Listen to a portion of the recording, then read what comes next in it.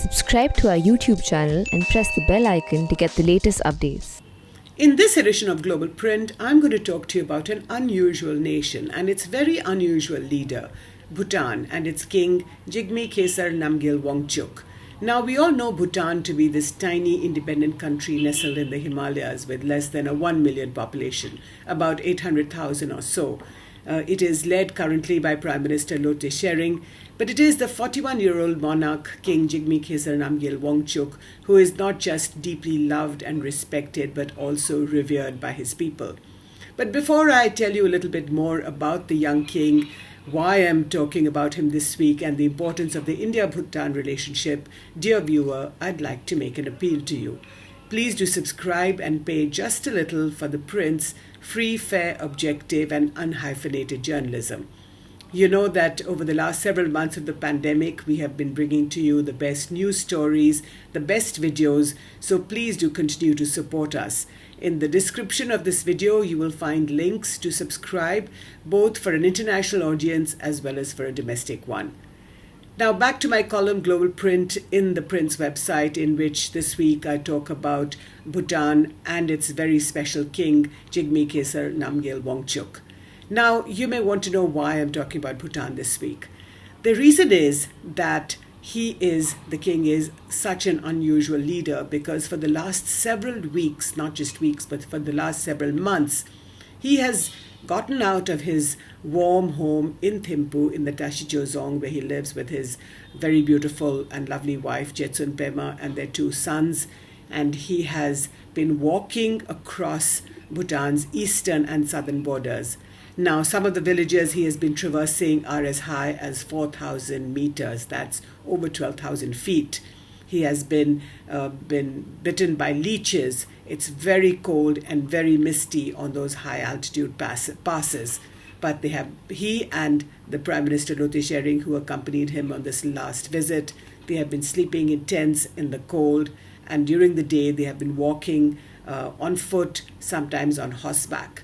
Now, tell me, dear viewer, any other leader that you know who is like this. Definitely not in South Asia, but nowhere across the world, I think you will find a young leader who leads his nation by example. Now, Bhutan, of course, is a very, very special country. Its press it has a vibrant private press, which is still shy of reporting on the monarchy. But this trip by the king, these last several trips over the last several months, have been put on the young king's Facebook as well as Instagram accounts. So please go to those accounts and see how lucky the Bhutanese are to have a leader like him. Now, why has the king been walking across the eastern and southern borders of his country?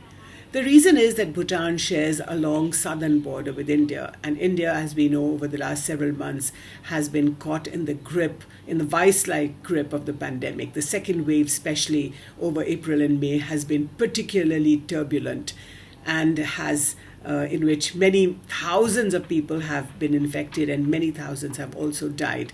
Now, Bhutan, which is a small kingdom, a very mountainous country, and has still a very fragile health infrastructure.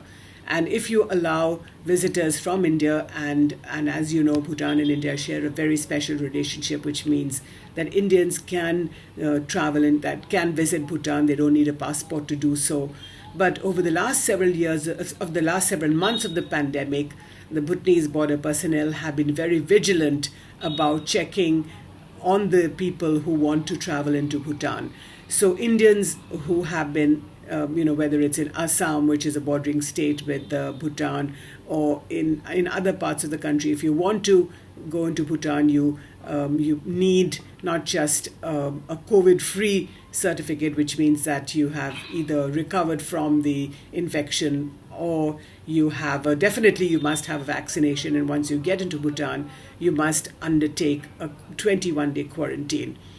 So the young king and the Prime Minister, like I said, over the last trip, they have been talking to COVID warriors, encouraging them, telling the people in the communities that he meets and visits, talking to them about the importance of the COVID protocol, hand washing, sanitation, and social distancing. And each time he comes back home to Thimphu, he undertakes and he goes into isolation according to the COVID protocol. Now, which one of you, dear viewer, would not like a leader like this? This is clearly a very special man who believes that serving his people is his most important duty. So let's look at the map of Bhutan, or let's look at a map of Asia, and you will immediately figure out the strategic importance of Bhutan sandwiched between the two big Asian powers, India and China. And this is what Jawaharlal Nehru, the first Prime Minister, also understood, which is why India and Bhutan signed the Treaty of Perpetual Peace and Friendship in 1949. Now, this treaty was updated in 2007, and it recommitted both nations to not allowing the use of its territory for activities harmful to the national security and interest of the other. Now, fast forward 10 years, in 2017, on the Doklam Plateau, which is very much part of Bhutan's territory, Indian troops and Chinese troops faced off for 74 long days. The Chinese troops were, of course, on the other side of Bhutan's border, and India, as you know, maintains a military presence in Bhutan where they train the Bhutanese military and police. So when the Chinese troops tried to occupy parts of the Doklam Plateau and in fact tried to establish a bigger presence in the Chumbi Valley, which is a stone's throw away geographically, of course, from the Chicken's Neck, which is a 22-kilometer in width sliver of land that connects India's mainland to its northeast. Now, naturally, a greater Chinese presence would be malignant to India's security and national interest. So Indian troops then moved to the Bhutanese border and faced off against Chinese troops. Of course, not a shot was fired. Both India and China then withdrew to their peacetime locations. But since we all know the Chinese have built up their military infrastructure on the other side of Bhutan's border. And of course, as we know, for the last year, Indian and Chinese troops have been facing off in Ladakh. So why am I talking about Doklam? Now, in the wake of the Doklam face-off, which happened in 2017, last year in June 2020, at a UN meeting, in fact, at a Global Environment Facility meeting, the Chinese suddenly laid claim to the Sakteng Wildlife Sanctuary, which is in Bhutan's eastern Trashigang district. Now, this is one of the districts across which the king, Jigme Khesar Namgyal Wangchuk, also walked. Now, he did not go into the Sakteng Wildlife Sanctuary, but suddenly the Chinese, out of nowhere, are laying claim to this sanctuary. The Bhutanese were really shocked. They issued a démarche, which is a diplomatic protest note, and they said that for over 24 rounds of border discussions between Bhutan and China, not once did the Chinese raise this Sakteng Wildlife Sanctuary as a disputed area. But more was to follow, and let me tell you.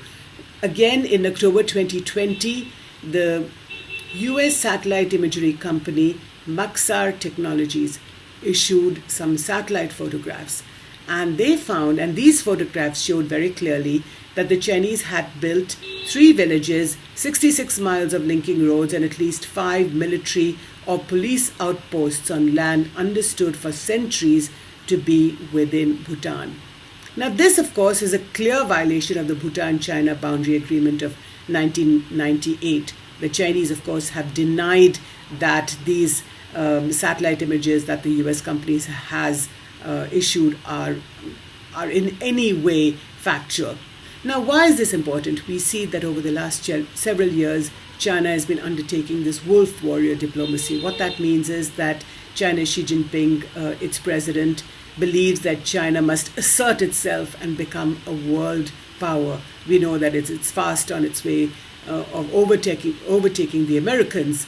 I would also encourage you to read the Washington Post piece by Robert Barnett and his much more detailed piece in the Foreign Policy website, where he talks in detail about the construction of these 3 villages in Bhutanese territory and why they have done that. So the question is, why are the Chinese doing this?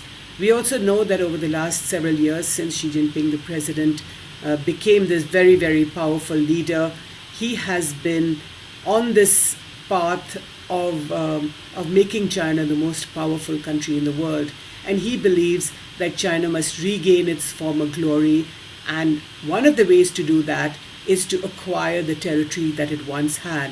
So, for example, in the conflict with India, where maps are disputed, the line of actual control is disputed, the boundary is disputed, Xi Jinping is unwilling to talk to India, or Chinese troops have been sent across the line of actual control, intruding into Indian territory in an effort to take land.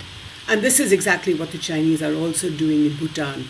They're creeping into Bhutan, building villages, building civilian infrastructure, building military infrastructure. Now, this has clearly not happened overnight. It takes a long while. It takes a political decision for something like this to take place. So the king walking across the eastern borders and the southern borders, preparing his country to deal with the COVID pandemic, but also walking between the two giants, India and China, not just literally, but figuratively as well. So please do read my column, Global Print, and tell me what you think about this video. Thank you so much for watching.